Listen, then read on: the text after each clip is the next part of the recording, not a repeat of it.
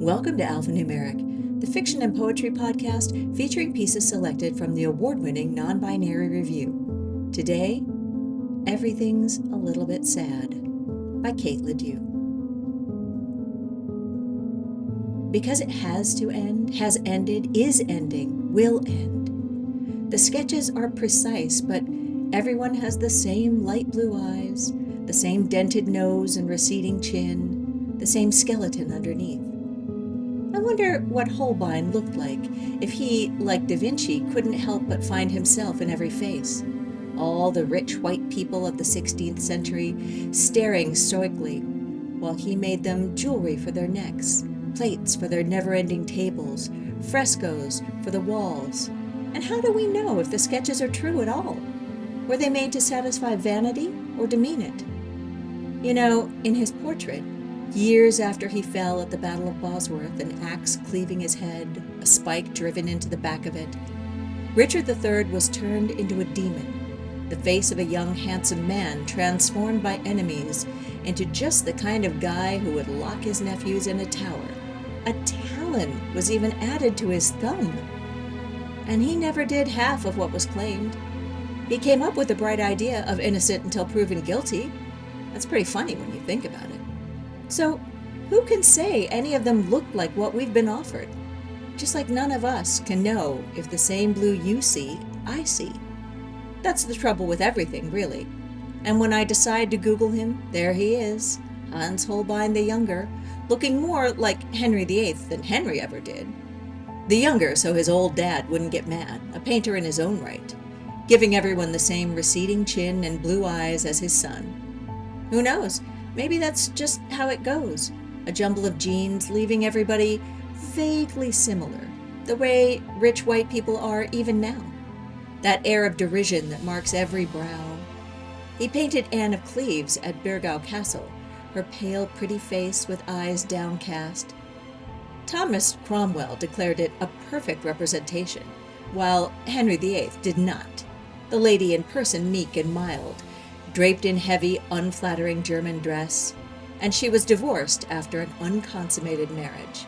A blessing, the rest of Henry's wives might have said, if they'd been alive. Cromwell might have chimed in too, but he lost the king's favor, along with his head, soon after, where it remained on a London Bridge spike for months, reminding everyone that the blue you see may not be what the king sees.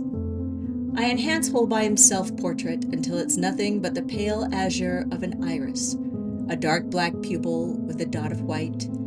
This close, it looks almost like something anyone could do. I trace the hooded, lashless eyes, the faint lines under them. It's been nearly 500 years since he died, and it makes me a little sad.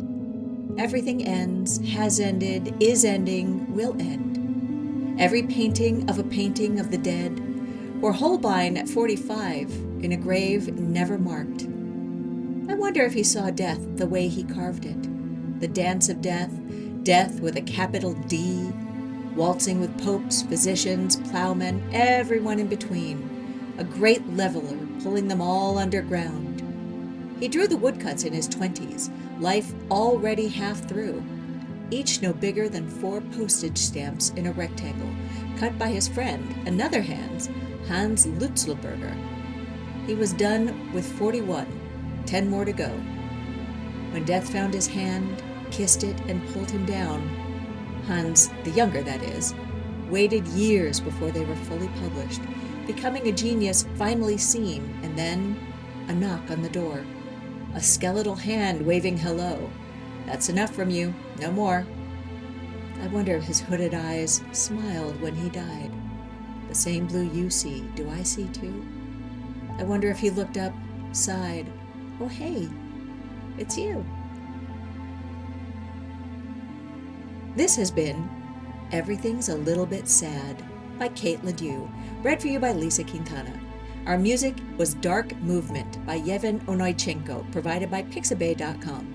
Alphanumeric is a production of Zoetic Press and is mixed and mastered by our fabulous podcast producers, Madison Ellingsworth and Joya Taft-Dick. You can get Non-Binary Review in a 3-format bundle that can be read on any device by going to zoeticpress.com. And while you're there, please check out our Contributor of the Month. Each month we highlight one contributor. At the end of the year, all our contributors of the month will be featured in Heathen Tide Orphans, our end-of-year print-only anthology. If you can't wait that long, go ahead and get Non-Binary Review number 35, Old Friends. Right now you can get this piece and a whole lot of others. It's a great read. If you love us as much as we love you, please support us by rating us on your favorite podcast app and leaving us a swell review. We would appreciate it more than Hans Holbein the Elder appreciated a receding chin. You should also subscribe so you don't miss a single episode. Non-Binary Review, because humans are hardwired to tell stories.